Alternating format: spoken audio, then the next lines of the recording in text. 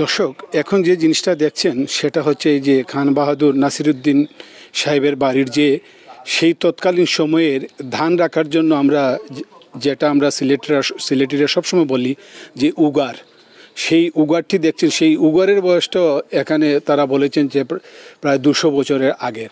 তো এরকম বিষয় নিয়ে আসলে দেখার মতো বিষয়। আপনারা চিন্তা করতে পারেন যে আজ থেকে 200 বছর আগেরও যে এখানে ধান সংরক্ষণ করে রাখার যে জিনিসটা, বিশেষ করে উগার বা আমরা অনেকেই ভাড়াল বলেন, সেই জিনিসটা আমরা দেখাতে পেরেছি। এবং আমরা এটা গৌরব করে বলতে পারি যে এইসব বিষয়ে আসলে আমরা যখন কাজ করি তখন কিন্তু মানে আমাদেরও একটু আসলে গৌরব হয় যে আমাদের আসলে সিলেটের এই যে শত শত বছরের অতীত ইতিহাস, সেই ইতিহাসের অনেক বিষয় আমরা আসলে তুলে ধরি আপনাদের সাথে। যেমন এই যে খান বাহাদুর নাসিরুদ্দিন সাহেবের যে সেই পুরনো যে ধান সংরক্ষণ করে রাখার যে উগার, সেই উগারটি আমরা দেখাচ্ছি।